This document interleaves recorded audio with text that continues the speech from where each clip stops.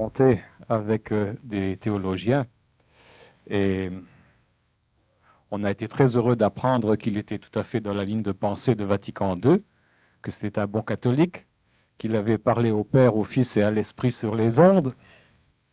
Il a donc passé son test avec succès. Et aujourd'hui, on assiste à une vague de créativité dans le monde, de nouveautés, surtout avec le Festival des Nouvelles Danses, le Festival du Nouveau Cinéma. Ce soir, notre ami Daniel Kem nous prépare son festival à lui sur la nouvelle femme, la femme du Verseau. On accueille donc sans plus tarder comme il se doit notre ami Daniel Kemp. Merci pour cette eau nouvelle. Alors Daniel, est-ce que tu vas, comme il y a beaucoup de nouveaux mondes qui sont là ce soir, d'après ce que j'ai pu constater, est-ce que tu vas nous faire un petit résumé de la semaine précédente sur l'homme nouveau, avant de parler de la femme nouvelle? Non. C'est intéressant, on gagne du temps. Alors tant pis pour les absents, on va rentrer directement dans le sujet qui nous concerne ce soir. On va faire un retour sans faire de retour, c'est-à-dire qu'on va simplement expliquer. On va poursuivre la même lignée, et en poursuivant la même lignée, en reparlant un peu du travail de la femme dans l'ère présente, comme dans l'ère passée, comme dans l'ère future. Évidemment, le travail de la femme côtoie le travail de l'homme régulièrement. Il va s'ajuster au fur et à mesure que je niveau du plexus solaire. Attendez, ça va venir. Alors, ce qui fait qu'étant donné qu'on va suivre le cheminement du travail de la femme, on va automatiquement suivre celui de l'homme et automatiquement, sans reprendre les mêmes mots, sans reprendre les mêmes explications, on va revenir sur ce qu'on a dit la semaine dernière, à l'insu de tous ceux qui étaient là la semaine dernière et pour le bénéfice de ceux qui n'y étaient pas. D'accord. Alors, ce qu'on appelle être hypocrite. Ou diplomate, c'est la même chose. Alors, évidemment, c'est préférable, encore une fois, d'avertir le public nouveau, je ne sais pas si ce sont des hommes nouveaux, mais le public nouveau, de ne pas s'attendre à comprendre tout le vocabulaire que je vais employer si c'est un vocabulaire qui est nouveau, qui est neuf. Et c'est une chose qui est naturelle et normale, je le répète de temps en temps, et même chez les anciens, disons ceux qui viennent de temps en temps, c'est de temps en temps, faut que j'emploie souvent de temps en temps parce que c'est un mot qui est bien compris, difficile à comprendre l'importance d'un nouveau vocabulaire lorsque l'on veut essayer d'exprimer des choses nouvelles. On ne peut pas toujours faire référence à une étymologie ancienne, à un ancien vocabulaire, pour essayer d'expliquer des choses qui n'ont jamais été comprises dans l'Antiquité. Et si elles n'ont jamais été comprises dans l'Antiquité, elles n'ont jamais été communiquées non plus. Si on fait référence à certains grands initiés qui avaient communiqué certaines connaissances, ils les avaient communiquées par le dessin. Ils les avaient communiquées dans des rites. Mais si nous voulons les communiquer d'une façon orale, nous ne pouvons pas employer des mots qui ont été démolis, qui ont été assujettis à différentes définitions continuellement au cours de l'évolution de la langue française. Alors, ce qui fait qu'il est tout à fait normal d'employer un vocabulaire nouveau pour parler de choses nouvelles. Si une personne me suit un tant soit peu de temps, elle finit par intégrer complètement le vocabulaire nouveau et elle peut commencer à comprendre des choses nouvelles. Maintenant, ce n'est pas un vocabulaire qui est immense. Il y a quelques mots à l'intérieur, mais qui valent leur poids en or. Alors, le travail de la femme dans l'Antiquité a été surtout de permettre à l'homme d'évoluer. Et le travail de l'homme dans l'Antiquité a eu presque exclusivement comme fonction de permettre à la femme d'évoluer. Maintenant, nous devons bien comprendre ce soir que je ne fais pas le procès de l'homme ou de la femme d'une façon personnalisée, c'est-à-dire que je vais aborder l'évolution de la femme, l'évolution de la psychologie de la femme dans l'ère du Verseau, comme celle de l'homme, cela va de soi, d'une façon cosmique, c'est-à-dire d'une façon, disons, extraterrestre. C'est-à-dire qu'au lieu de regarder l'homme à partir de l'homme, je vais regarder l'homme à partir d'au-dessus de l'homme. Alors, si je veux observer de quelle façon moi je chemine dans la vie, si je me place dans mon propre corps et que j'essaie d'observer, je vais voir l'extérieur, et en observant l'extérieur, je vais m'exclure de l'extérieur, si j'observe le monde à partir de mes propres yeux. Et si je veux connaître mon cheminement dans le monde, je dois essayer d'avoir une vision extérieure à moi, de façon à pouvoir me voir dans le monde. Et ça, il faut bien comprendre ce mécanisme. Lorsque vous êtes dans une situation problématique, si vous essayez d'imaginer que la personne qui a ce problème, c'est quelqu'un d'autre, et que vous observez cette personne, de quelle façon elle agit, vous autres, donc elle agit de la même façon que vous, mais vous faites comme si c'était quelqu'un d'autre, vous allez être plus en mesure de pouvoir comprendre ces problèmes, les mécanismes qui sous-tendent ces problèmes et le chemin qu'elle devrait prendre pour sortir de ce problème. Alors, si nous voulons comprendre l'évolution de la femme, le rôle de la femme dans l'évolution de l'humanité, comme le rôle de l'homme dans l'évolution de l'humanité, les femmes ne doivent pas se mettre dans un corps de femme, et les hommes ne doivent pas se mettre dans un corps d'homme. Et les vice-versa non plus, c'est-à-dire que l'homme ne se met pas dans le corps d'une femme, et l'inverse. Donc, on doit essayer de comprendre l'évolution de la race humaine, l'évolution de l'humanité femelle et mâle, d'une façon scientifique, si on peut dire, c'est-à-dire que vous devez essayer de voir l'humanité agir. Or, si je dis, par exemple, que la femme, elle a empêché l'homme de toujours créer des guerres, la femme, elle a pacifié l'homme parce que la femme était l'un des mécanismes d'expression de l'amour psychologique sur le plan planétaire, donc d'un amour sécurisant. Alors, si vous dites, oui, mais c'est pas vrai parce que moi, je me mets en colère souvent, puis moi, non. Mais là, vous parlez d'une femme. D'une femme qui a été éduquée par une collectivité. Et moi, je parle de la collectivité. Je ne parle pas de vous autres en particulier. Je parle du rôle de la femme, du rôle de l'homme dans l'évolution d'une humanité. Et vous faites partie de cette humanité. C'est donc un point de vue dépersonnalisé. Exactement. Alors donc, le rôle de la femme était et est toujours de permettre à l'homme d'évoluer. Et le rôle de l'homme est de permettre à la femme d'évoluer. Alors, il faut bien comprendre que la femme, elle est un véhicule d'expression d'énergie supérieur au véhicule. Alors, on peut dire supérieur à l'homme si on dit que l'homme est un véhicule. Il faut bien faire la différence entre le rôle du véhicule ou le rôle des véhicules planétaires et l'énergie qui essaie de s'exprimer par l'intermédiaire de ces véhicules. Alors, si vous vous identifiez au véhicule, effectivement, il y a des énergies supérieures à vous. Si vous comprenez que le véhicule n'est qu'un véhicule, vous comprendrez aussi qu'il n'y a pas d'énergie supérieure à vous. Parce que vous habitez ce véhicule ou ces véhicules, et ces véhicules limitent votre expression dans le domaine planétaire, donc dans le domaine de l'expérience évolutive sur le plan de notre planète.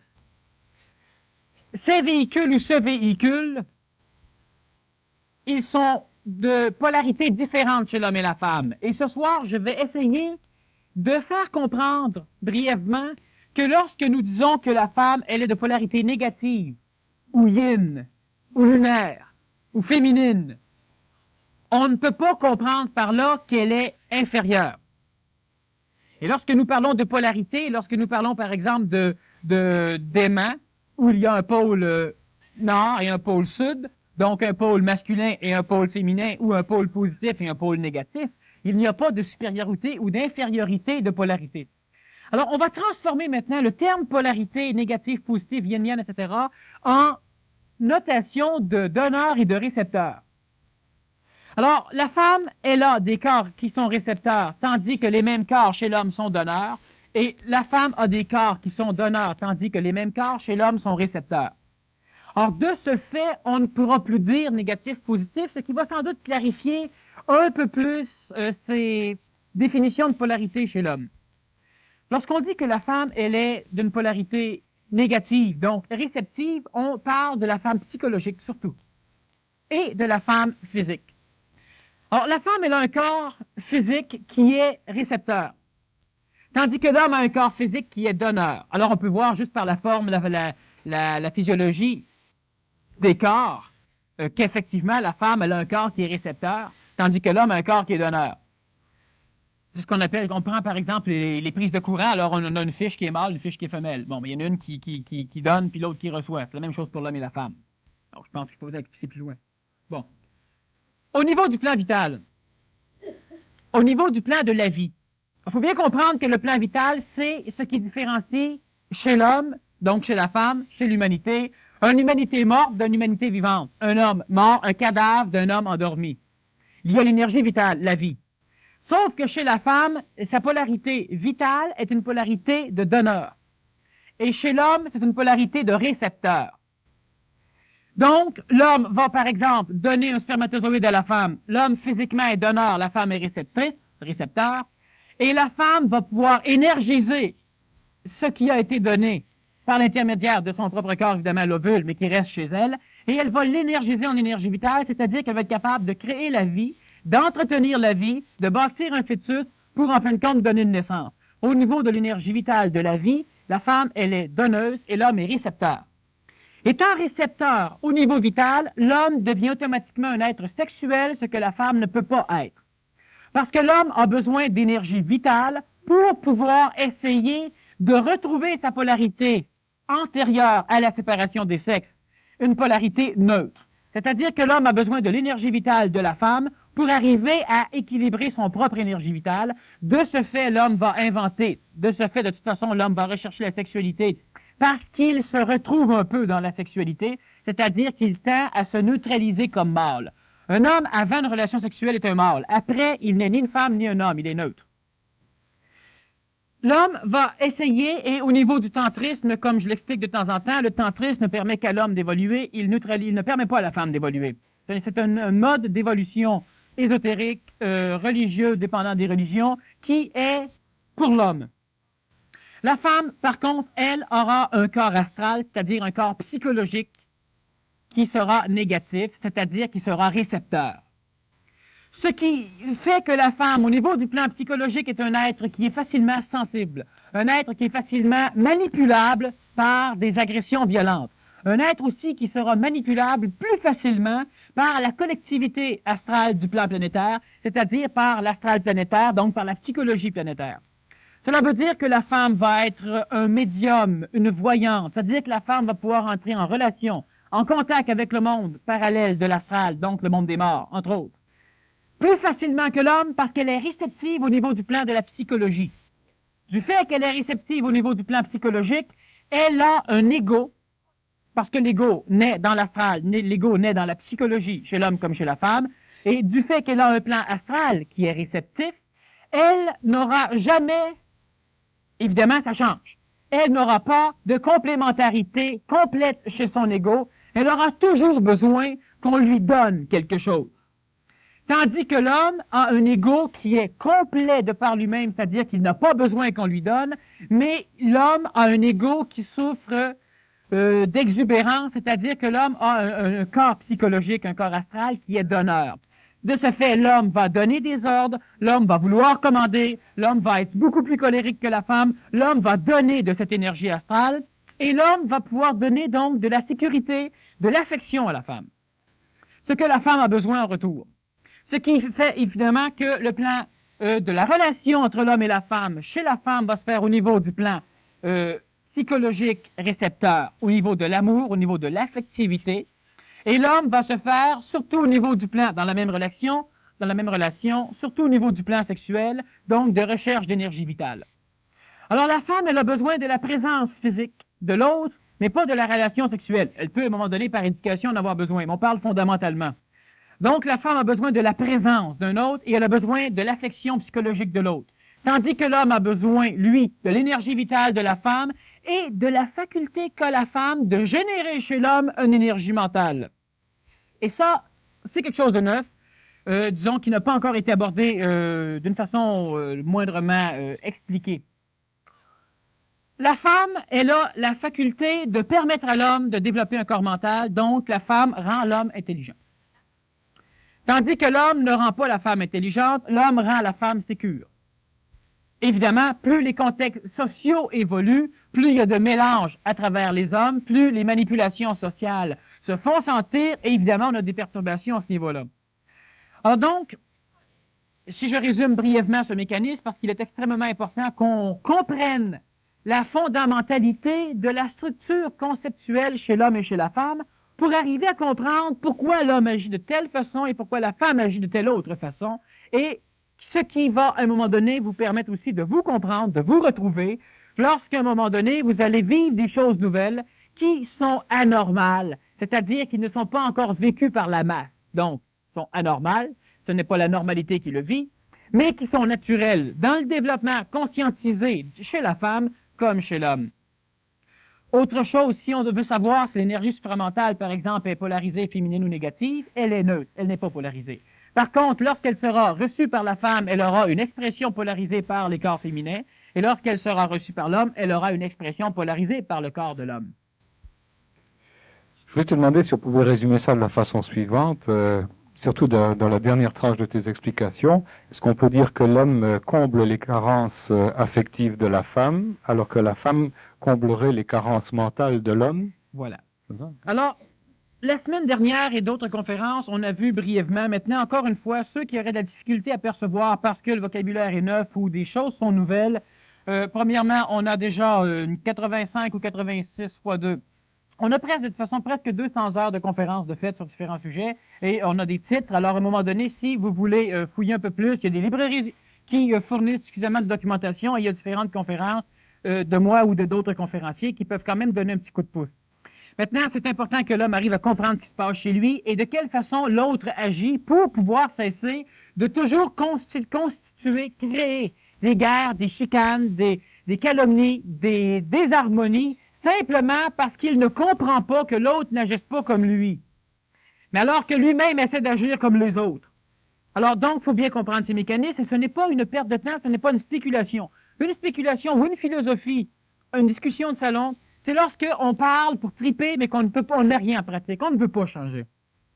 Mais si on veut changer, on peut changer à coups de coups de pied dans le derrière, mais on peut aussi raisonner, réfléchir, et après, il faut intégrer, il faut essayer de mettre dans la pratique.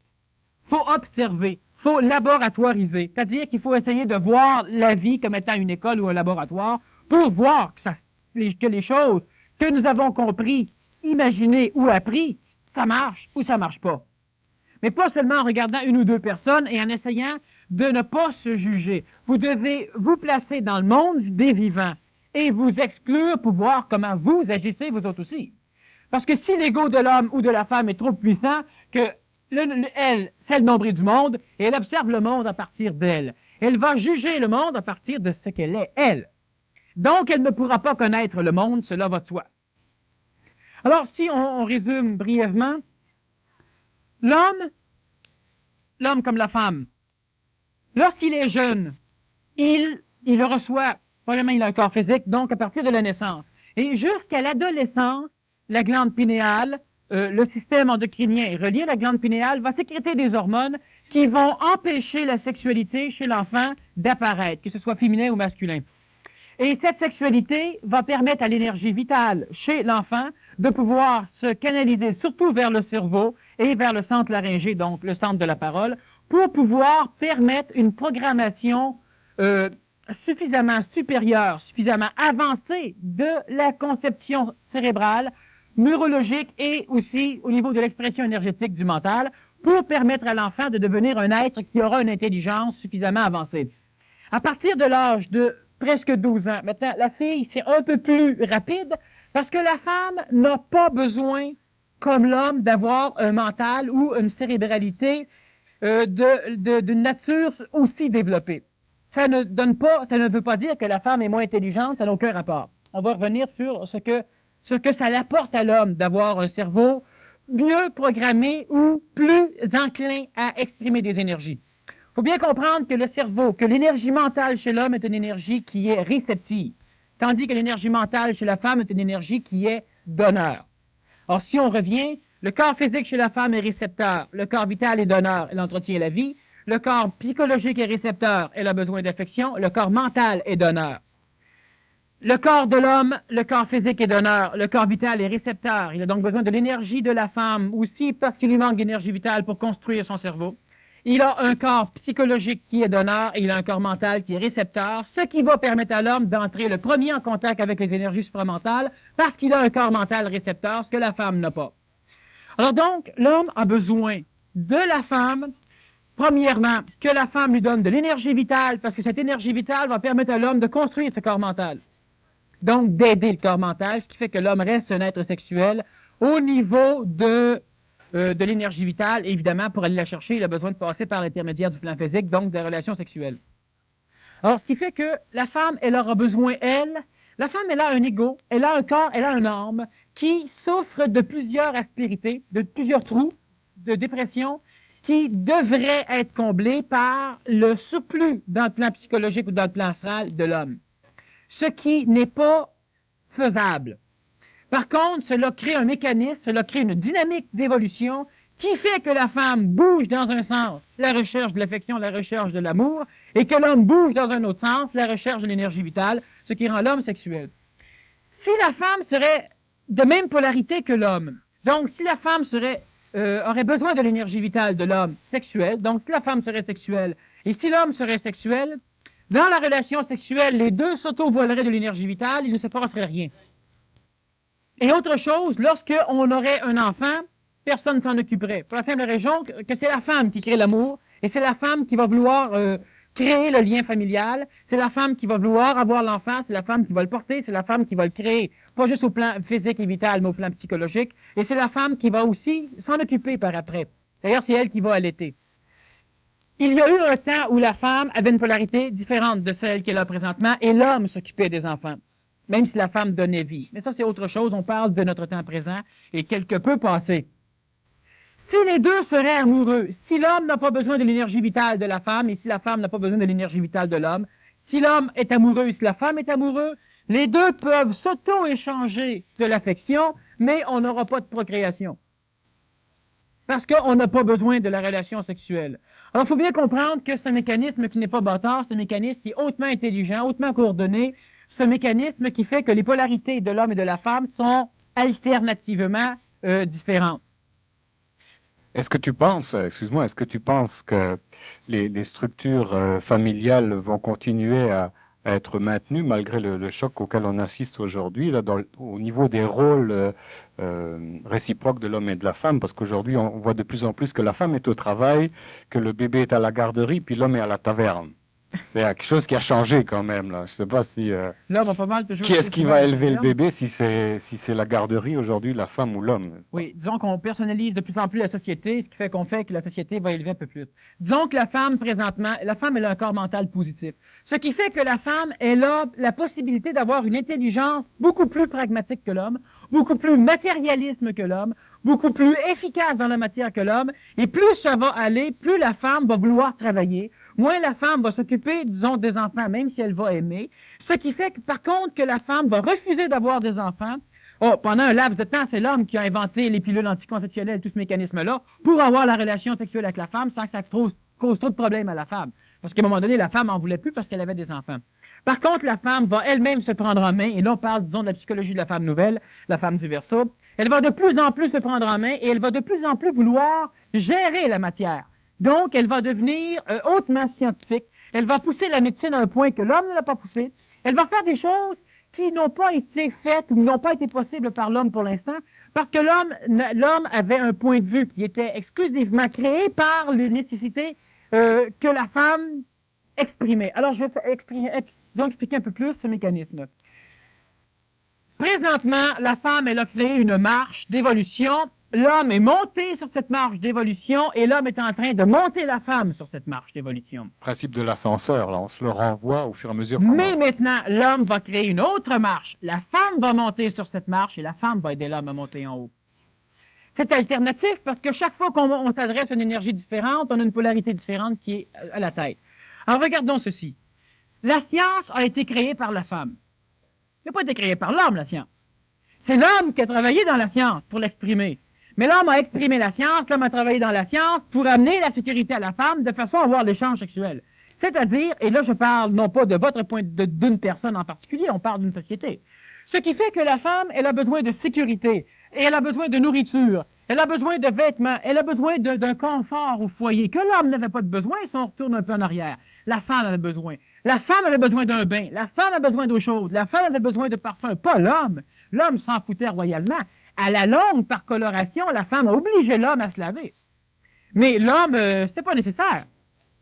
D'ailleurs, vous savez très bien que la majorité des femmes, que même encore souvent, vos enfants ou même vos maris, enfin, certains sont bien éduqués, mais quand même, ça se lave pas comme une femme.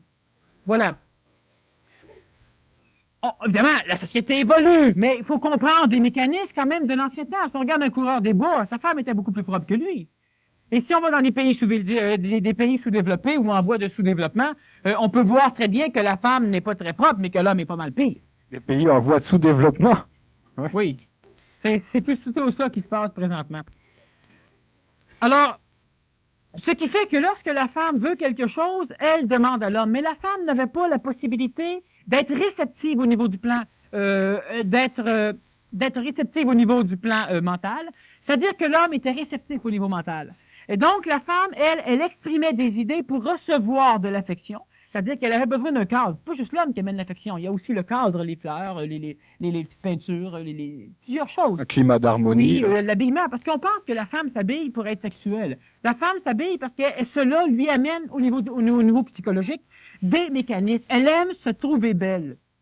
Et ce n'est pas, elle aime aussi que l'homme la trouve belle, elle aime aussi que les autres femmes la trouvent belle. Mais ce n'est pas d'une même forme d'expression que l'homme qui s'habille beau pour raccrocher une fille, tandis que la femme se met belle, même si elle est seule chez elle, même si elle sort tout seule, pour n'importe quelle raison. La femme va essayer. Elle a un sens d'esthétique à ce moment-là. Exactement.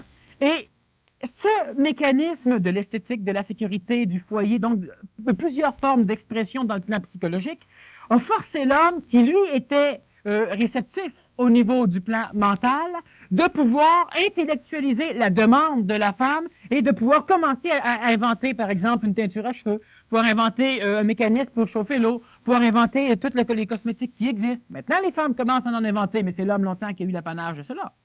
Et évidemment, la femme prenait ce que l'homme lui donnait, mais l'homme le criait parce que la femme l'avait demandé antérieurement. Alors, ce qui fait que la femme, par son besoin donné à l'homme, elle a obligé l'homme à travailler pour donner à la femme de façon à ce que l'homme puisse recevoir de la femme. Ah, c'est elle la coupable. Je me suis toujours demandé qui c'était qui avait inventé ça, le travail. Alors, c'est la femme. Effectivement, c'est la femme qui a inventé le travail. Et plus évidemment, plus l'évolution avance, plus la femme commence, parce que la femme, à un moment donné, elle ne s'est pas émancipée, elle a été émancipée. C'est-à-dire qu'à un moment donné, les énergies chez la femme, du contact avec l'homme qui avait un mental relativement évolué parce que la femme le poussait dans le derrière pour inventer des choses qu'il avait besoin, pour un four auto-nettoyant, pour une laveuse à linge, pour un paquet de mécanismes. La femme avait créé le cadre familial, la femme allaitait l'enfant, la femme, elle avait froid, la femme voulait protéger son enfant, et elle gueulait après l'homme. Bon, alors, l'homme violait la femme, comme les animaux violent encore, comme le mâle viole encore au niveau animal la femelle. Mais pour avoir cela, la femme a fini par faire une espèce de chantage. Et il y a eu un échange d'énergie où l'homme amenait à la femme la nourriture, donc l'homme allait chasser. Parce que chez les animaux, c'est encore la femelle qui chasse. Mais dans les tribus, chez l'homme est le chasseur, l'homme est le guerrier. Évidemment, aujourd'hui, je pense pas qu'il y ait beaucoup de guerriers ici. Mais faut comprendre que je parle d'un processus encore des chasseurs. D'évolution. Oui. Alors, on a donc... Des pêcheurs et des menteurs aussi. Alors, ce qui fait que plus on va avoir de besoins que la femme va exprimer à l'extérieur pour échanger avec l'homme de son énergie vitale, donc plus l'homme va devoir travailler pour inventer, pour satisfaire la demande de la femme, ce qui va obliger l'homme à avoir un intellect hautement développé, une énergie mentale de plus en plus développée, de plus en plus réceptive, donc de plus en plus inventeur. Je ne dis pas créateur, pas pour l'instant, mais disons inventeur. Tandis que la femme, elle, va créer l'esthétique, mais elle va obliger l'homme à lui fournir ce qu'il faut pour pouvoir exprimer son esthétique.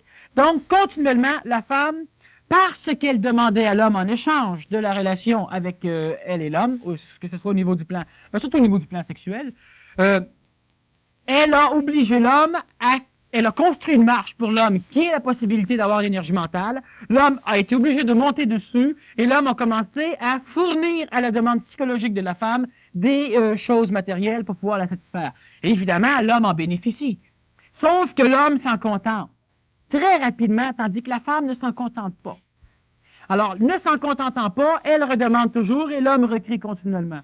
Alors, évidemment, dans une société comme la nôtre, où à un moment donné, on a aussi une valeur, disons, monétaire, qui finit par camoufler, par subtiliser le mécanisme de demande de la femme, on finit par penser que ce n'est plus ça, c'est parce qu'on veut vendre. Mais la majorité, vous rentrez dans un magasin de linge, on a un quart du magasin pour l'homme, trois quarts pour la femme. Hein? Vous entrez dans... La majorité des choses que l'on va vendre vont surtout... C'est la femme qui va choisir. Plus souvent qu'autrement. Évidemment, il y a une évolution, je parle encore au niveau cosmique, alors je ne veux pas qu'une personne dise « Oui, mais moi, c'est moi qui ai choisi les meubles, puis je suis un homme ». Il y a des exceptions parce qu'il y a l'éducation, parce qu'il y a plusieurs choses, mais encore là, même encore là, plus souvent qu'autrement, la femme La femme va choisir le décor de la maison. La femme va vouloir changer des choses. Et l'homme va travailler au service de la femme. C'est ce que toujours l'homme a fait. Sauf que la femme, présentement, elle est rendue à un niveau où elle est capable de supporter sa polarité d'honneur au niveau mental, donc sa non-réceptivité mentale. Elle a maintenant tellement appris qu'elle est capable, et de plus en plus, la femme va vouloir se prendre en main. Alors, évidemment, on parle du contexte industrialisé, le contexte dont le plus évolué au niveau de la planète, le contexte surtout nord-américain, où la femme va vouloir de plus en plus se prendre en main, se séparer du mécanisme qui l'oblige à recevoir de l'émotivité de l'homme. Donc, la femme va vouloir se séparer de l'homme. Elle va, si elle ne comprend pas, penser que l'homme est juste un cochon. Si elle comprend, elle va comprendre les mécanismes d'échange d'énergie. Parce qu'évidemment, il faut comprendre des choses. Mais la femme, de plus en plus, va devenir une personne qui va être capable, et beaucoup mieux que l'homme, d'organiser la matière. Il n'y aura pas de guerre. Si on dit, oui, mais dans l'Antiquité, non, je parle dans l'avenir, lorsque la femme va organiser la matière, il n'y aura plus de guerre possible. Parce que la femme n'est pas une guerrière. Elle peut défendre des choses, mais la femme est régie par un plan qui est beaucoup plus organisé, ordonné, que le plan de l'homme au niveau mental, où l'homme veut continuellement se prouver. La femme, elle peut être éduquée à vouloir se prouver, mais la femme ne compétitionne jamais autant que l'homme. C'est au niveau de la protection, elle, tandis que l'homme, c'est au niveau de l'agression. Exactement. L'homme va vouloir agresser pour se prouver, la femme n'a pas besoin de se prouver de la même façon que l'homme. Alors, la psychologie de la femme nouvelle va amener la femme, premièrement, à pouvoir comprendre la matière aussi bien que l'homme. On aura des femmes qui vont être mécaniciens aussi bien, sinon mieux que l'homme. On aura des médecins, d'ailleurs, ça a pris un certain temps avant que la femme devienne médecin, avant que la femme devienne juge, avant que la femme commence à conduire une auto. Et on n'a pas plus, en pourcentage, on n'a pas plus d'accidents avec la femme qu'avec l'homme. C'est plutôt l'inverse. Parce que la femme, elle est beaucoup plus ordonnée. Le seul handicap de la femme présentement, c'est qu'elle est encore énormément régie par le plan de son émotivité. Ce qui fait que si tu fais peur à une femme qui chauffe une auto, elle peut avoir un accident. Mais pas parce que les femmes en état d'ébriété qui conduisent un char sont rares en maudit. Alors pas parce que la femme se coordonne mal, parce qu'émotivement elle peut être prise. Alors une femme peut se battre si émotivement elle est prise, l'homme va se battre si tu l'insultes, l'homme va se battre si tu brises une chose matérielle, la femme elle va parlementer, elle va faire d'autres choses. Alors c'est totalement différent en ce qui concerne l'un et l'autre, mais ça permet à l'un et l'autre de s'entraider. L'homme ayant un mental qui est énormément récepteur, c'est lui qui va être le premier à transformer la matière pour répondre aux besoins de la femme. C'est quand même la femme qui oblige l'homme à travailler pour elle, donc qui oblige l'homme à travailler avec son énergie mentale, donc qui oblige l'homme à devenir mental ou intelligent, disons intellectuellement pour l'instant. L'homme ayant un mental récepteur, c'est l'être le premier qui va entrer en contact avec les énergies que nous appelons extraterrestres ou extraplanétaires, avec premièrement l'énergie supramentale, c'est-à-dire l'énergie du mental supérieur, qui pourrait être rapprochée à l'énergie de l'Esprit Saint ou du Saint-Esprit au niveau de nos écrits antérieurs. Venite Creator Spiritus, c'est ça. Ouais. Alors, si tu regardes... Il n'y a personne qui rit, hein, t'as remarqué quand on dit quelque chose en latin, figé dans le sacré. Okay. Entre nous. Sacré, sacré. Alors, ce qui arrive, c'est que l'homme... Pourquoi, par exemple, souvent on se plaint que... Pardon les tableaux ici. Comment ça se fait qu'il n'y a pas de femmes dans les grands initiés? Il y a bien des hommes en jupon ou en robe, hein, mais il n'y a pas de femmes. Mais il n'y a pas de femmes dans les grands initiés. Ouais. Pour la simple raison que la femme ne pouvait pas entrer en contact avec l'énergie supramentale. C'était impossible. Et présentement, la femme ne peut pas, de par son propre énergie, entrer en contact avec l'énergie supramentale parce que la femme n'a pas un mental réceptif. Donc, elle ne peut pas recevoir de cette énergie. Par contre, la femme va de plus en plus pouvoir bénéficier et baigner dans l'énergie supramentale parce qu'elle oblige l'homme, par la création du corps mental de l'homme, à aller chercher cette énergie.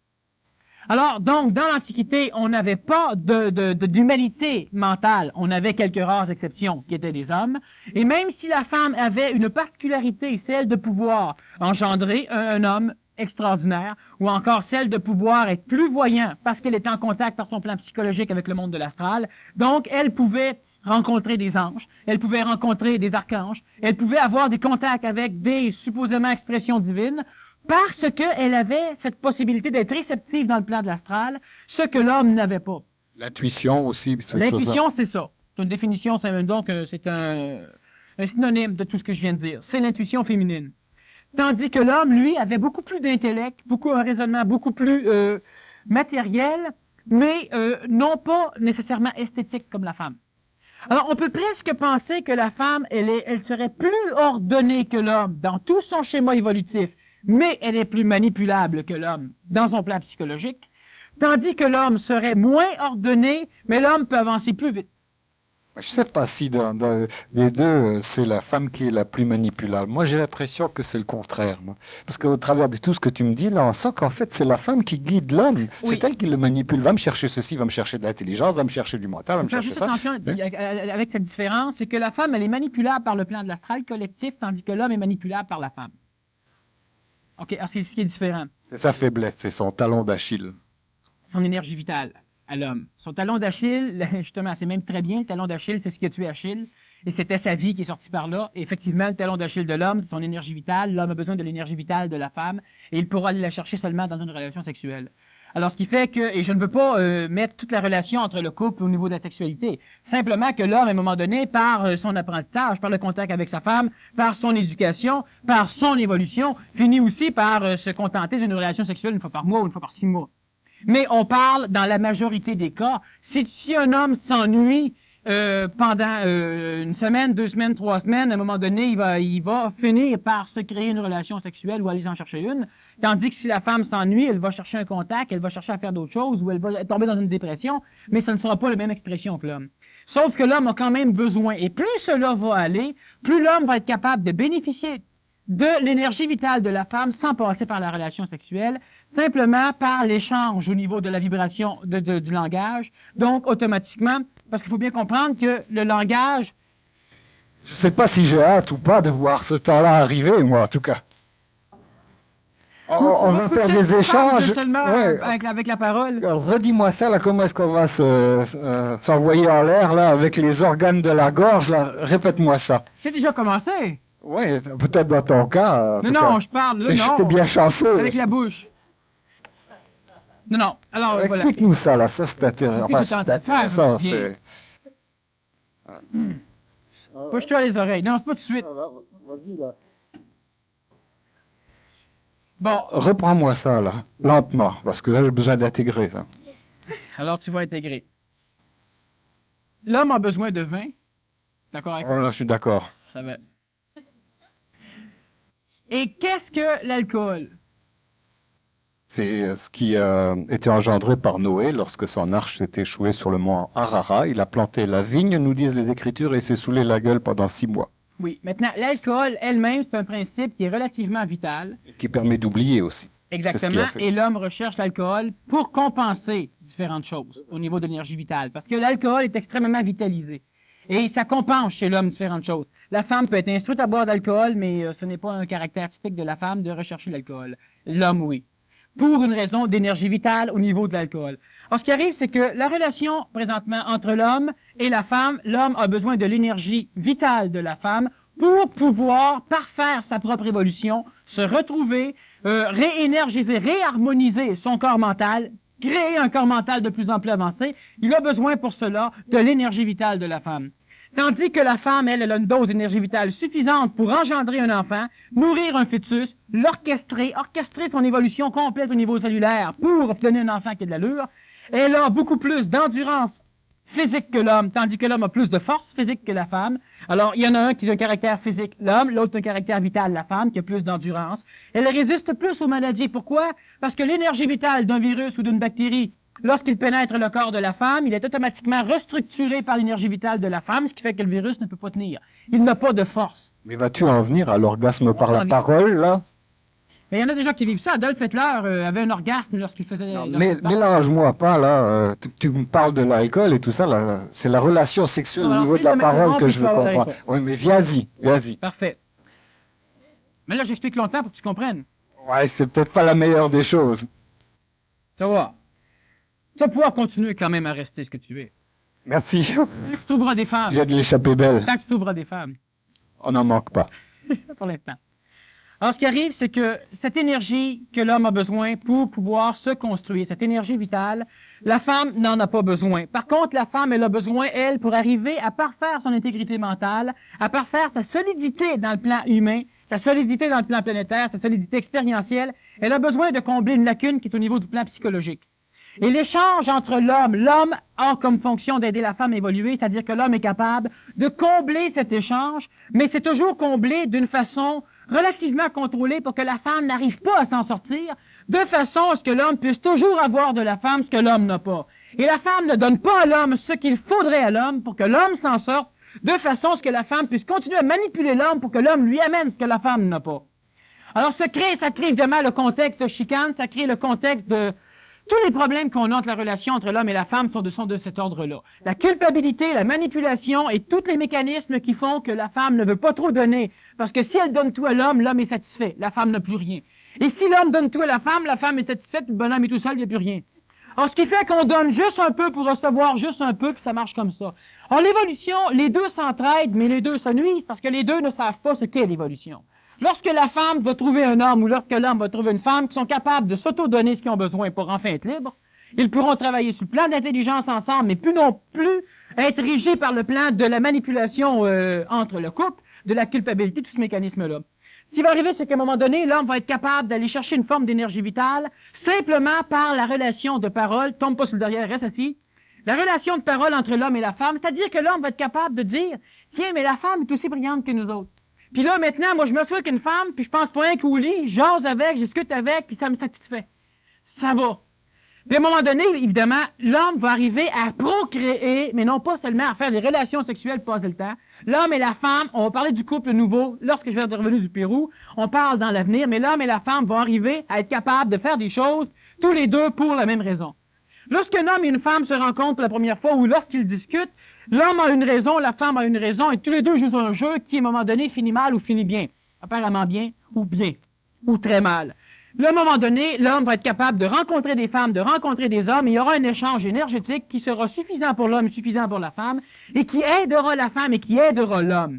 Et lorsque deux individus comme ça pourront se rencontrer, on pourra dire que ce sera peut-être deux individus qui pourront s'unir et vivre le restant de leur vie ensemble parce que jamais ils vont se séparer. Ils n'auront pas besoin de se séparer parce qu'ils n'auront pas l'impression à un moment donné que l'autre ne leur apporte plus ce qu'ils veulent. Et ils passeront pas toute leur vie à dynamiser le couple de façon à ce que l'autre y donne, parce que l'autre y donne, parce que l'autre, en tout cas, c'est toute la manchure au complet du couple conventionnel qui fait qu'on a un marasme, mais qui est nécessaire, même s'il n'est pas nécessaire, qui est obligatoire, qui est un état de choses, parce que la femme ne comprend pas et l'homme ne comprend pas les différences fondamentales de leur existence et les rôles qu'ils ont à jouer l'un envers l'autre, et les manipulations organiques ou orchestrées par l'expression des plans planétaires, que ce soit physique, vital, etc., qui oblige l'homme et la femme à s'auto-culpabiliser, à s'auto-manipuler, de façon à avoir de l'autre ce que chacun n'a pas. Et, comme je te dis, si la femme donne tout à son homme, le bonhomme, il veut plus rien savoir de la femme, il est correct. Tant qu'il n'aura pas besoin, ça va bien aller. Sauf si l'homme arrive à un plan d'évolution suffisant où il comprend l'harmonie et les nécessités de la femme, ce qui est déjà le début de l'homme transitif, où l'homme et la femme vont comprendre l'autre. Évidemment, la femme va donner du sexe à son bonhomme va donner de l'affection à sa femme, et ils vont comprendre. Et l'homme va donner de l'affection, il va aimer ça, parce qu'il comprend ce qui se passe. Et la femme va aussi donner à l'homme de l'énergie vitale, parce qu'elle comprend ce qui se passe chez l'homme. Puis à un moment donné, la femme et l'homme vont être capables de se rencontrer comme deux êtres différents, mais égaux. C'est-à-dire que ce ne seront pas une rencontre en vue d'une manipulation future, une rencontre en vue d'un résultat que l'autre ignore, moi, je vais de l'organiser pour l'avoir, si je l'ai eu. Bien ça va disparaître au niveau de l'homme nouveau, au niveau de la femme nouvelle, on ne saura pas. On se pognera pas. Ça sera plus ma femme, ça va être Joséphine. Ça sera plus mon mari, ça va être Albert. Ça sera plus mon enfant, ça va être Pierre. Mais il y a plusieurs choses qui vont changer. Et la femme, elle va orchestrer beaucoup plus l'évolution matérielle de l'homme parce que l'homme a de la difficulté à faire, parce que l'homme l'orchestre en fonction de la psychologie de la femme. Et lorsque la femme va changer son contexte psychologique, lorsque la femme va être capable de s'aider elle-même au niveau du plan psychologique, ce qu'elle est en train de faire, alors l'homme ne sera plus capable d'orchestrer la matière parce qu'il n'aura plus de cheminement amené par la femme. L'homme ne saura pas quoi faire avec la matière parce que l'homme n'a pas besoin de matière. Au niveau du plan psychologique, il en aura besoin pour d'autres raisons, mais ça, il ne le verra pas tout le temps. La femme l'a toujours vu, l'intelligence de la matière et l'utilité de la matière, même si elle est extrêmement colorée par des mécanismes hautement psychologiques, hautement astrales. C'est quand même la femme qui a amené ça. Donc, je comprends que dans une phase de mentalisation, à ce moment-là, qui se fait au détriment du corps astral. Il y a donc moins d'astralité dans l'un et l'autre des partenaires puisqu'ils se mentalisent. Donc il y a moins de besoin astro, donc de besoins sexuels, etc., Psychologique, ou etc. ça va se faire tout naturellement, ça sans choc Tu peux progressivement. pas développer ça. Ça va se faire. Donc plus il y a petit. un lien qui s'établit au niveau du mental, ou on va dire de l'esprit, plutôt que de plexus solaire à plexus solaire dans la relation. Donc ça n'enlève pas une possibilité de continuer la relation sexuelle, mais elle va être plus axée sur la procréation, spécifiquement. L'intelligence, la Alors, ça peut faire disparaître des sentiments comme la jalousie, ou des choses comme ça. Ça peut pas rester. Si les êtres sont... On se rencontre et on mentalisé. discute tous les deux, et lorsqu'on a fini, moi je m'en vais, je dors bien. D'être jaloux de quoi ou de qui? Et lorsque la relation se fait au niveau de la parole, la femme et l'homme vont comprendre qu'un homme puisse parler avec la voisine, puis que la femme puisse parler avec le voisin. Ils seront pas jaloux. Pourquoi? Parce qu'ils vont, rendu à ce niveau-là, il faut bien comprendre qu'il est rendu au niveau où l'homme et la femme échangent. Sur tous les plans, pas juste apparemment sur un pour aller chercher l'autre et apparemment sur l'autre pour aller chercher le premier. Sur tous les plans, il ne peut pas y avoir de jalousie parce que l'homme et la femme grandissent à ce niveau-là. Donc, au niveau de l'intelligence, au niveau de l'homme et de la femme nouvelle, ils comprennent les besoins, les nécessités fondamentales de l'être avec lequel ils vivent. Il a besoin de ça pour évoluer, pour s'améliorer. Si moi, je garde tout, je m'améliore, puis à un moment donné, ma femme, je la trouve plus, je sais plus ce qu'elle est. Elle est en bas, elle comprend plus rien. Si ma femme évolue puis qu'elle me prend tout, à un moment donné, elle comprend plus que moi, je comprenne plus. Alors, si tous les deux évoluent, tu as besoin de différentes choses, tu dois aller les chercher. Et lorsque l'évolution va se faire au niveau de tous les plans entre l'homme et la femme, lorsque la relation va se faire, l'homme et la femme vont rester, disons, polarisés différemment, sauf qu'ils vont être suffisamment dans leur intelligence pour comprendre le rôle et la nécessité de l'autre. Mais pas juste au niveau du plan psychologique. Ah, mon mari a besoin de temps en temps de coucher au bordel, fait que je le laisse aller. Tu sais, quand il revient, ben là, il est plus en forme. Fait que tu fais un échange pour que lui te ramène plus d'affection. Tu sais, là, il est plus fun à la maison. Puis le bonhomme va dire, ben ma femme a besoin de telle affaire, puis la Michel, bon. Mais le bonhomme, il peut te ramener aussi autre chose que plus d'affection. Oui, aujourd'hui. Mais tu sais que le sida, ça Des a... mie de pain mécaniques, par exemple. Non, mais ou le choses comme ça. sida, ça a une très... C'est extraordinaire pour l'humanité. Depuis qu'on a découvert le sida, on parle moins de l'herpès, tu vois. Alors, c'est extraordinaire. Alors que l'homme ramène des choses, c'est parfait, ça. Il y a de la nouveauté là aussi. Hein. Ah, il y a ça, de c'est l'imagination dans la vie. Ouais. Ah oui. Alors, ce qui fait que la femme nouvelle est une femme qui va comprendre la matière de plus en plus. C'est une femme qui va être capable de faire tous les métiers que l'homme a fait, et elle sera au minimum l'égale de l'homme dans l'efficacité dans ses métiers, tandis que l'homme va passer à un autre plan. Alors, on peut presque dire, mais ce n'est pas le cas, que la femme avait une intuition dans le plan de l'astral, tandis que l'homme matérialisait des choses, et que présentement, ou vers l'époque nouvelle, l'homme va avoir une intuition supramentale, tandis que la femme va le remplacer au niveau de la matière. Alors, si à un moment donné, la femme avait les contacts avec des divinités ou des anges ou des choses du plan de l'astral, l'homme ne l'avait pas. La femme va s'occuper d'organiser la matière comme l'homme n'a pas réussi à le faire. Par contre, l'homme va être un peu plus dans les nuages, si on peut dire, quoique l'homme va être totalement efficace dans la matière, parce qu'évidemment, l'homme va comprendre comme Plus la femme. réceptif peut-être aux autres dimensions. Totalement plus réceptif, et c'est par l'homme que l'énergie supramentale va être amenée sur le plan planétaire. Alors, c'est pourquoi on a le Nazarien qui était un homme, c'est pourquoi il y a eu des apôtres, il n'y a pas eu de femmes, c'est pourquoi on a eu, nos grands initiés étaient des hommes, et prochainement, on aura, de plus en plus, on n'aura plus de grands initiés, parce qu'on aura une humanité qui comprend, compréhensive.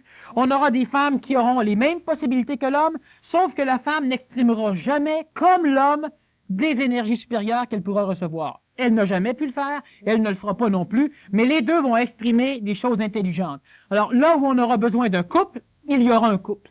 Et là où on y aura besoin d'un homme ou d'une femme, il y aura l'homme et la femme. Mais la femme n'essaiera pas d'être l'égale de l'homme n'essaiera pas d'être l'égal ou supérieur à la femme, et les deux vont pouvoir travailler sans être hypocrites dans leur relation de travail, ou dans leur relation affective, ou dans leur relation familiale, parce que les deux vont être capables de se donner ce qu'ils ont besoin, et de ce fait, si moi je suis contenté, je me fous royalement que ma femme sorte, je peux pas être jaloux. Je vais être jaloux lorsque je pense qu'elle donne à un autre ce que moi ne donne pas. Mais ça fonctionnera plus. Et la femme n'aura pas non plus besoin de courir ailleurs, à gauche ou à droite, ni l'homme non plus, parce qu'ils vont être suffisamment dans leur propre intégralité énergétique. Donc, ces mécanismes-là disparaissent. Alors, on reconnaît la différence de l'un et de l'autre, qui est une complémentarité. Là. Ce qui fait que d'ici quelques années, ou peut-être quelques siècles ou quelques millénaires, on aura des tableaux aussi, où il y aura un couple sur chacun des tableaux. Oui. C'est ça, le Et couple, ça c'est paraît très important. banal, ce que tu dis là. Disons que c'est pour, ça détend un peu l'atmosphère ou ça amuse un peu, mais effectivement, à un moment donné, il y aura des couples, Mais ça, on va y revenir surtout après mon voyage au Pérou, donc en décembre. Mais est-ce que tu vas chercher un couple dans la jungle là-bas? Est-ce que tu as repéré quelque chose? C'est que tu vas faire au Pérou qui est en relation avec l'homme et la femme nouvelle. Non, ça, je vais en parler quand je vais revenir, de ce que je vais faire au Pérou. Tarzan et Chita ne doivent pas avoir de problème. Ah, c'est peut-être à cause d'eux qu'on a le sida. J'aimerais rajouter juste avant, disons, qu'on termine la conférence, c'est qu'on parle du couple. Et on parle aussi, disons, d'un tableau avec le couple.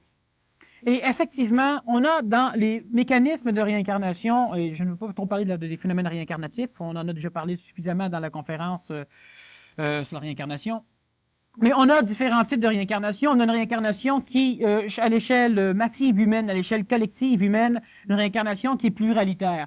C'est-à-dire que plusieurs formes d'entités se réincarnent amalgamées ensemble dans un même corps. Ce qui crée l'évolution, comme la génétique le fait aussi. Or, ce qui fait qu'à un moment donné, si on a un Beethoven qui apparaît sur la planète, ben il se trouve qu'il y en a un au Japon, il y en a un en Angleterre, il y en a un aux États-Unis. On a plusieurs jeunes prodiges qui sont tous un peu comme Beethoven. Et effectivement, ils sont tous la réincarnation de Beethoven. Beethoven ne s'est pas réincarné dans une entité, parce qu'à l'époque de Beethoven, selon en regard avec l'évolution, disons, de ce bonhomme-là, il ne pouvait pas se réincarner intégralement dans un corps en gardant son individualité, sa personnalité.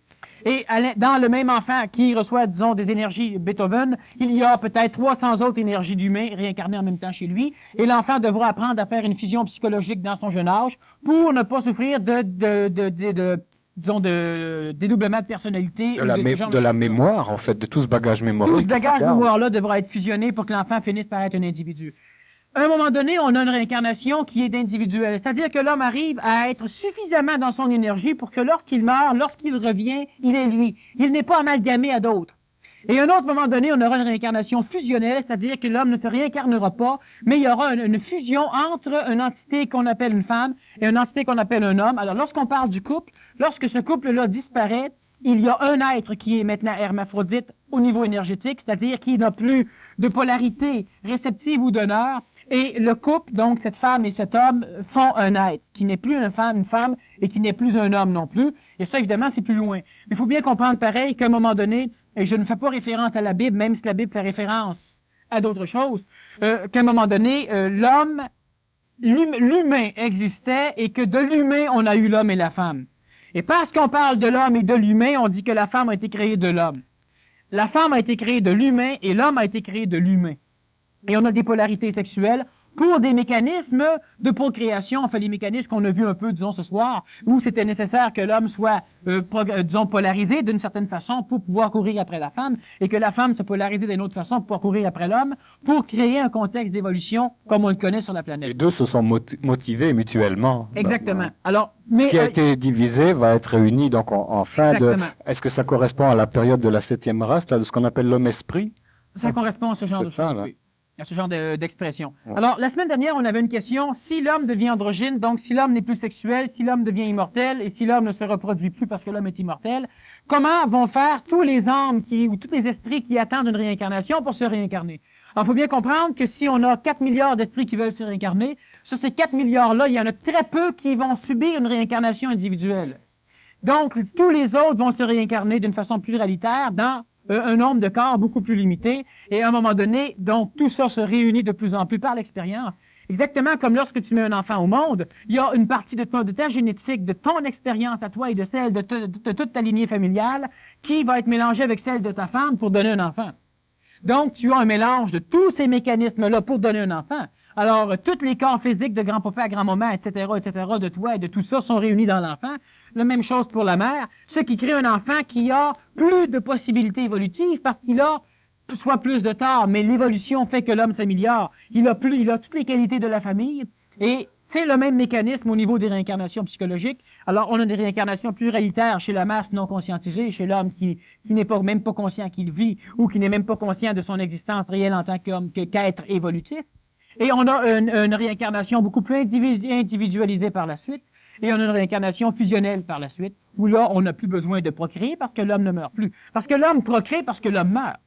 Et l'homme meurt parce que l'homme accumule tellement de mémoire que ses mémoires finissent par le stéréotyper, et ses mémoires sont détruites à la mort de l'homme. Donc, l'homme meurt, les mémoires partent, l'homme revient, il est neuf. Il n'est assujetti qu'aux mémoires sociales qui évoluent beaucoup plus lentement que la mémoire individuelle. Et lorsque l'homme devient désassujetti des mémoires collectives, lorsque l'homme devient androgyne, donc lorsque l'homme devient immortel, l'humain, parce que la femme et l'homme deviennent immortels, évidemment, l'homme n'a plus besoin de procréer, parce que l'homme se réincarne, l'homme est immortel dans la procréation. Parce que l'humanité est immortelle, c'est qu'on comprenne l'immortalité ou non, l'humanité est immortelle. L'humanité, ça fait combien de milliers d'années qu'on procrée? Et la même lignée de vie que nous appelons l'humanité a vécu des milliers d'années. Et même si des parcelles de cette immortalité meurent, apparemment, toi tu revis par tes enfants, et tes enfants revivent par leurs enfants, et toi tu revis par les enfants de tes enfants. Et là, l'humanité est immortelle. Et si on dit qu'à un moment donné, si la planète explose, il reste plus d'hommes sur la planète, il faut faire attention parce que c'est pas des choses qui vont se passer. L'homme va quitter la Terre bien avant l'explosion planétaire. Et les expériences, disons, ce ne sont pas les expériences qui étaient prévues, mais l'expérience cosmique a fait en sorte d'enseigner à l'homme que l'homme était immortel, l'homme était indestructible. Alors on a à un moment donné fait sauter quelques bombes nucléaires, dont une à Hiroshima et une à Nagasaki, et on a des personnes qui en plein milieu de l'explosion ne sont pas morts. Parce que l'homme ne peut pas exterminer l'homme. Il peut exterminer des races d'animaux, mais l'homme ne peut pas exterminer l'homme. On n'extermine pas une race. On a essayé avec les Juifs, ça ne fonctionne pas. On a pu constater que des personnes ont résisté non pas seulement à la radioactivité d'une bombe nucléaire comme celle de Hiroshima, mais aussi à l'onde de chaleur, mais aussi à l'onde du souffle. Une personne, elle a vu un cheval se faire désintégrer devant elle, l'édifice en arrière qui était une église est parti en éclats et elle n'a rien eu. Et il y a eu, dans ces deux villes, on a eu une 50aine de personnes qui n'ont pas été irradiées, qui ne sont pas mortes. Pourquoi? Parce que l'homme ne peut pas détruire totalement l'homme. On n'extermine pas l'homme. Ça se passe pas comme ça. Donc c'est l'humanité qui traverse le temps, c'est l'humanité qui a une certaine forme une possibilité de traverser la durée, là, et au bout du compte, elle récupère toute son acquisition, toutes ses expériences, capitalisées. Effectivement, c'est l'humanité qui évolue. Parce que l'humanité, on la considère comme étant 4,852 milliards d'individus. Mais ce n'est pas vrai. C'est-à-dire que l'humanité, c'est une forme. Ça, c'est au bénéfice de la conscience, finalement. C'est le capital, c'est ça. Exactement. L'humanité, c'est une forme qui évolue à partir de l'individualisation de cette forme. Les hommes, les femmes et les enfants. Mais c'est cette humanité qui évolue. La société évolue parce que l'homme évolue dans la société. Mais l'homme évolue parce que la société évolue. Alors l'humanité évolue parce que chaque être évolue, mais chaque être évolue parce que l'humanité évolue. Ce qui fait que toi, si tu as une évolution extrêmement rapide, elle va être freinée par la collectivité. Mais tu vas quand même augmenter l'évolution collective. Et c'est l'humanité qui évolue. Et l'humanité est immortelle. Et l'homme est présentement une forme d'expression de l'humanité, donc de l'esprit qui explore la matière pour l'instant au niveau de la Terre. Mais il faut bien comprendre que l'homme est quand même immortel, même si dans l'expression de l'humanité, il y a des transformations qui se font. L'humanité ne meurt pas. Donc ça veut dire qu'en chacun de nous, là, individuellement, il y a une conscience qui est celle de la race aryenne, mais aussi de la race atlante, lémurienne, hyperboréenne, polaire, etc. Exactement. Depuis l'origine de l'implantation de l'humanité sur la Terre. Continuellement, et c'est pour ça que certaines personnes, à un moment donné, ont par leur intuition astrale, il faut bien remarquer qu'une personne, un homme qui devient voyant, a une transformation endocrinienne apparente. C'est-à-dire que si on fait une analyse sanguine, on va voir qu'il se rapproche dans son hormonalité d'un peu plus de la femme. Et il aura des contacts. Alors les personnes qui, à un moment donné, revivent des mécanismes atlantéens, comme dernièrement, on a de plus en plus au Québec des personnes qui essaient de réunir des Atlantes. Hein? Bon. Alors c'est qu'ils sont simplement en contact avec une forme génétique, qu'elle soit physique, qu'elle soit astrale, de mécanismes antérieurs qui se sont passés sur le plan planétaire, et elle individualise ce mécanisme, alors qu'en réalité, c'est un mécanisme humanitaire, c'est un mécanisme collectif qui ne peut pas être individualisé. C'est une mémoire qui n'est pas dissoute, en fait. Exactement. C'est comme si on dirait, est-ce qu'il y a des Atlantes ici? Ben, tout le monde en est, ou personne en est. Tu ne peux pas avoir un Atlante plutôt qu'un autre. Parce que l'humanité vient de la même place. Elle a passé par différentes évolutions. Alors, on ne peut pas. Par contre, on peut dire une personne est plus en relation ou elle est plus cristallisée par une mémoire atlantéenne qu'un autre. Mais elle n'est pas plus atlante, humanitairement parlant, qu'un autre. Alors, c'est comme parler de la race sémite, la race juive, ou parler de la race acadienne, non pas acadienne, parler de différentes races, ce sont des transformations dans l'humanité, mais l'humanité reste que tout cela rentre dedans. On ne peut pas avoir de racisme au niveau humanitaire, comme on ne peut pas avoir de sexisme, parce que la femme et l'homme, c'est la même chose. Bon, alors si on capitalise toute l'expérience de l'humanité, là, par rapport au passé, on comprend ça très, très facilement, qu'on est un peu le résidu ou la totalité de toute notre expérience passée. Maintenant, pour s'en aller dans l'avenir, au niveau de la sixième race mère, de la race supramentale, là, ça prend donc des gens qui ont une intelligence prospective, qui sont capables de prospecter le futur, d'aller en avant, un peu comme des visionnaires. Est-ce que tu es un espèce de visionnaire? Alors, on va y revenir à la deuxième partie. Ok. Alors, on fait une pause d'une demi-heure. La cassette est maintenant disponible. Elle vous est donnée gratuitement avec l'achat du billet pour la prochaine conférence de Daniel.